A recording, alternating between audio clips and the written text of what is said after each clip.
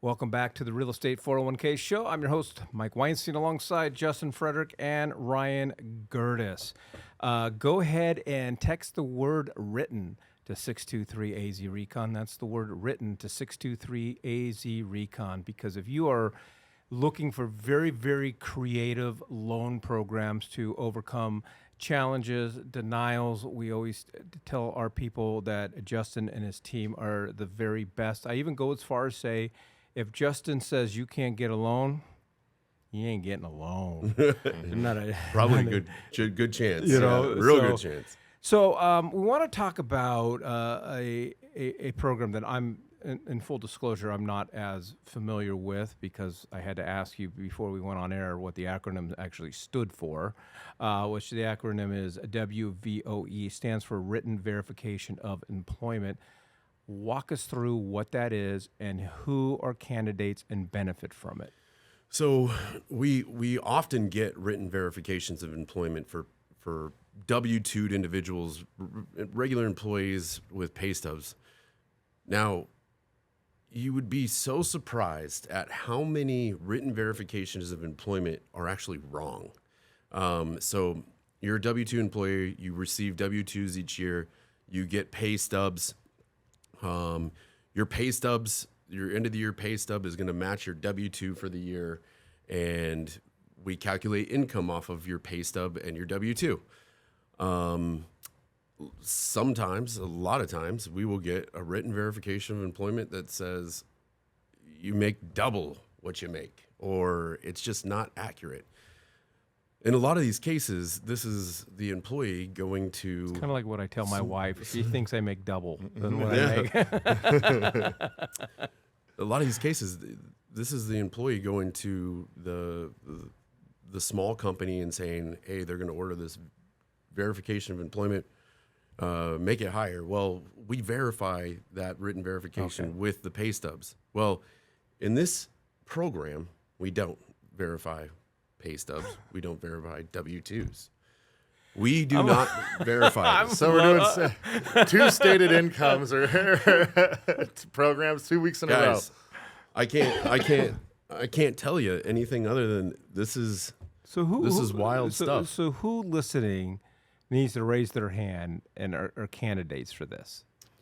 I mean, everybody. This one is so brand new.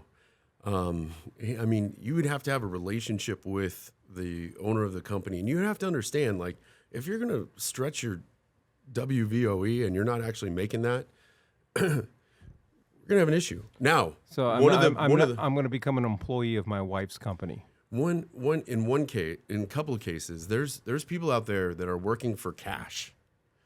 Okay, this WVOE is going to fulfill the needs. The employer can actually say, "Hey, they really make this," but Correct. It's not going to show up on a W-2. We're not. Some companies don't even have pay stubs. Some companies don't even.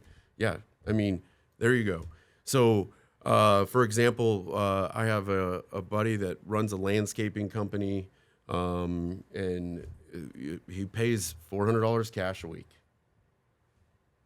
Well, there you go. He can write a verification of employment. So what security measures are being taken to make sure that we don't make the same mistake that we made back? Down payments. Okay. Down payments. So 15% required for down payment. Okay. So you got skin in the game.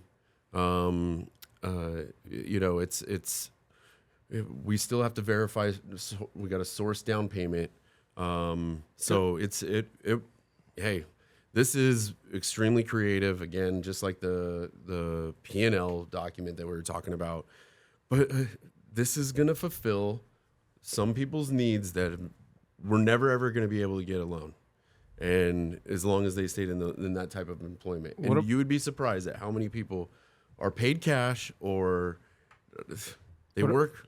What about interest rates on this loan? It's very similar to the P&L.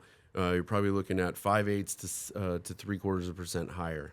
But again, it can be bought down with seller concessions. Seller concessions are allowed on these types of products. Closing costs are standard closing costs. There's nothing more added. There's not upfront points unless you select those types of rates, or unless we have to put you in a lower rate in order to get you qualified. But it's literally, that's the verification. There's no tax returns. There's no pay stubs. There's no W-2s. It's a verification of employment, and you're done. So, like with this WVOE and the P&L one, these are just for primaries, correct? These are non-owner. You can do non-owner occupied. You can do on these? second homes, investment properties, and you can do primary residence. So go ahead, Ryan. Can we do seconds on them? Second mortgages? Yeah. You would have to find a lender that would do a second mortgage off something like this, and it doesn't exist at this point. But like I said early this month, there is a program that's going to be coming out on second mortgages that will allow us to do stated income, stated assets, but that will only go up to 80% of the home's value. A combined CLTV of 80%. Correct. Okay. All right. I'm like, this is trending back to 05 because that's what we always did. We did 80/20s. 100%. But there's just not those seconds. And even these first mortgages, they're not up to the loan to values that they were. Yeah, and the big difference from '08 obviously is 15% down. Back then, we were doing this crazy financing and coming in with zero down. Or even you could do a first mortgage to 103% back then. Yeah. So I've got several LLCs, and now I can just hire Ryan and give him a verification of employment. So that's a great question, because I wonder if they're going to do some sort of fraud guard test on you to see if you own businesses. I'm not. Well, I'm not. fraud guard. I was doing fraud guard just hypothetical in pulls case up. somebody else was. I'm not gonna. No, that's a great question. I'm going to ask. Typically on a conventional loan, if you have a W-2, we're running fraud guard. And fraud guard's just looking to see, do you own any other properties than what's on your application? Do you own businesses? If so, if those businesses are there, that's fine, as long as they're not showing losses. If they're showing losses, then we're going to have to collect tax returns and hit you for those losses. I'd be willing to bet, because of the type of product it is, there's not going to be any of that stuff ran. Now, I bet you they're going to run information on what other properties are owned, but that's about the extent of it. I don't believe there's going to be anything to do with if you own a business. So what if I work for my business?